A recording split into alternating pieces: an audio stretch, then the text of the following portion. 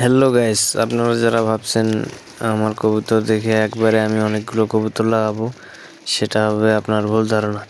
আপনি কবুতর লাগাবেন 3 থেকে 4 জোড়া, এবং কবুতর লাগার আগে আপনাকে কিছু কবুতরের যে প্রাথমিক ট্রিটমেন্ট আছে এগুলো আপনাকে জানতে হবে, এবং তার বাসস্থান ভালো লাগবে, তাহলে আপনি কবুতর নিশ্চিন্তে লাগাইতে পারবেন।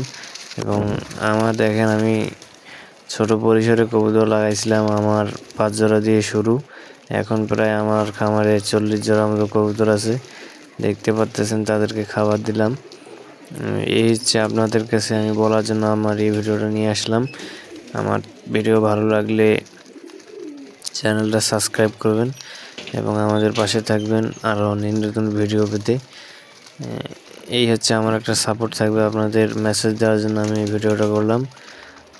একবারে ছোট পরিসরে কবুতর লাগান, তাহলে সফলতাটা আপনার অতি দ্রুত কাছাকাছি চলে আসবে।